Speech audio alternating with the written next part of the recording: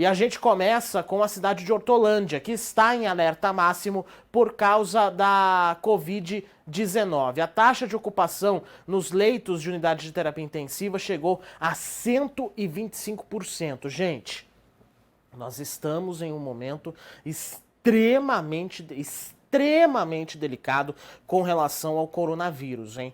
Eu tava lendo agora há pouco que Mojimirim, Mogi Guaçu e Itapira pretendem aí adotar um lockdown noturno, não é? A partir das 7 horas da noite até as 5 horas da manhã, para poder tentar dar uma controlada nos índices que lá também estão complicados.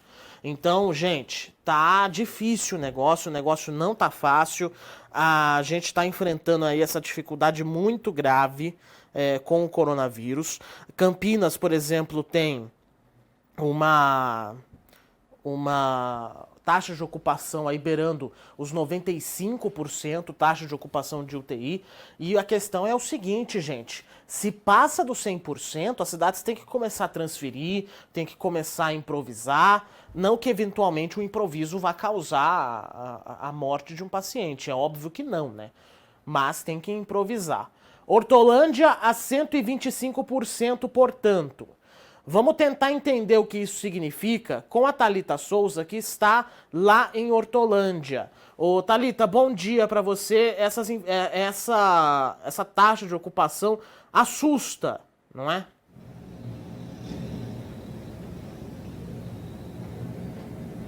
Bom dia, Felipe. Bom dia a todos que nos acompanham. Situação realmente complicada aí para a cidade de Hortolândia, né? Essa taxa de ocupação aí de 125% é referente à UPA, que é uma unidade aqui de referência de atendimento contra a Covid-19 para a população. Para conversar um pouquinho mais sobre isso, eu estou ao lado do secretário adjunto de saúde, Rodrigo Freire. Secretário, bem-vindo. E, por favor, como que a prefeitura aí pretende resolver essa situação aí de superlotação? Bom dia. Nós estamos nos preparando para atendimento dos casos de prioridade para a Covid há mais de um ano. Criamos essa unidade respiratória, né, que é o Nova Hortolândia, específica para atendimento desses casos. E reforçamos o nosso hospital com uma UTI para Covid. E hoje estamos tendo que usar, além da nossa unidade respiratória, como você bem falou, está com 125% de ocupação. Estamos usando as outras 2 UPAs para alocar pacientes de Covid e o hospital. Infelizmente, o Covid não respeita os limites de leitos que a gente tem no município nem na região, né? A doença se alastra rapidamente, os pacientes ocupam os leitos por muito tempo, e por mais que nós tentamos nos programar, ela sempre nos pega de surpresa, como tem pegado a todos os municípios, a todos os estados e todos os países, né?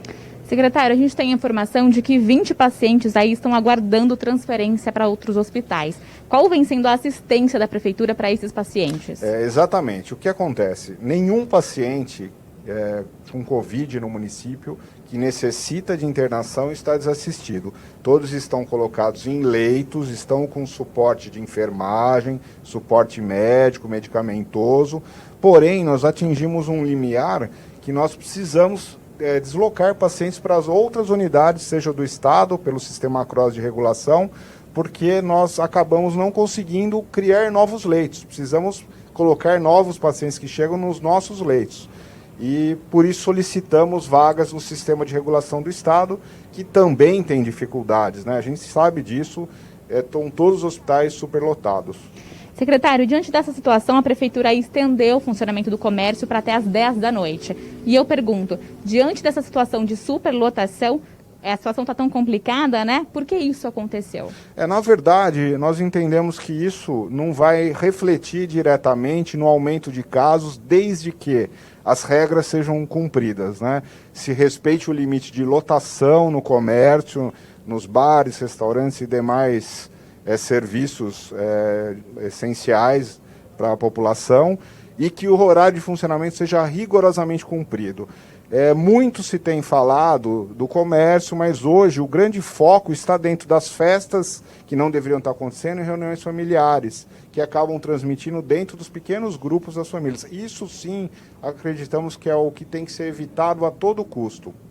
Secretário, mudando um pouquinho de assunto, falando sobre vacinação, mas ainda contra a Covid, como é que está a situação aqui na cidade de Hortolândia? A segunda dose ainda vem sendo procurada, né? Como é que está a situação? aqui para a população, secretário? Nós estamos hoje com 78 mil doses de vacina já aplicadas entre primeira e segunda dose. Temos muitos ainda para tomar a segunda dose, porque tem algumas vacinas que demoram para chegar ao momento da segunda dose. Existem alguns pacientes que nós temos que chamar insistentemente, porque às vezes não querem vir. O que a gente sempre lembra é que algumas pessoas ainda fogem da vacina. Então a gente pede que as pessoas não fujam da vacina. A vacina é necessária, né? E outra coisa, não querer escolher a marca da vacina. A melhor vacina é a que chega primeiro. Então, isso vem acontecendo? Sim, às vezes a gente se depara com situações que as pessoas querem saber qual vacina está sendo aplicada para ver se ela vai tomar ou não. Na verdade, isso é totalmente incorreto. E outras que têm medo ainda, né? Algumas propagandas aí, fake news, falam mal das vacinas e as pessoas acabam acreditando. Então a gente sempre insiste que o melhor é continuar a vacinação para a gente se ver livre desse problema. Secretário, para finalizar, por favor, eu queria que o senhor reforçasse aí os cuidados preventivos nessa pandemia. A gente sempre diz, né, mesmo para os vacinados, que a vacina ela não impede o adoecimento. Mesmo os vacinados têm que continuar usando máscara nos locais públicos, evitando as aglomerações, sempre manter a higiene das mãos e cuidado mesmo dentro da sua residência, né? A gente não deve descuidar porque às vezes trazer pessoas para dentro da sua casa, você pode trazendo a doença junto. Esse momento eu sei que é uma angústia grande, todo mundo quer conversar, quer se ver, estamos há muito tempo nisso, mas ainda é um momento que não dá para fazer isso com tranquilidade. Tá certo, muito obrigada pela sua participação, secretário. Felipe, mais uma vez reforçando aí sobre os cuidados preventivos para a Covid-19, né? Eu volto com você aí no estúdio.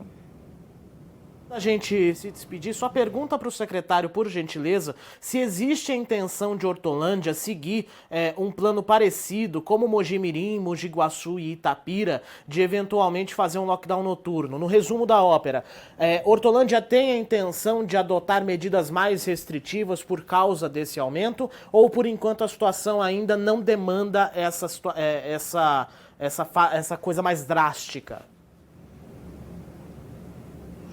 Secretário, uma pergunta do nosso apresentador Felipe. Hortolândia tem a pretensão aí de adotar medidas mais restritivas? Nesse momento nós estamos em observação e acreditamos que o que está sendo adotado nesse momento é o suficiente, o que não impede de uma reavaliação em breve, caso nós tenhamos um aumento do número de casos. Né? Não é só a superlotação que nós observamos, em si o crescente do número de casos confirmados. Tá certo. Perfeito, perfeito. Obrigado, viu, Thalita? Obrigado também ao secretário adjunto. A Thalita volta ainda nesta edição, trazendo mais informações aqui da nossa região. Bom, deu para entender aí a situação que Hortolândia vive nesse momento, não é? 125% de taxa de ocupação. Lembrando que outras cidades aqui da nossa região também viveram situações parecidas, como Jaguariúna, que teve 130% de taxa de ocupação esses dias atrás, 133% para ser mais preciso. Então, gente, ainda não é hora de baixar a guarda com relação ao coronavírus. Nós estamos num momento ainda muito delicado.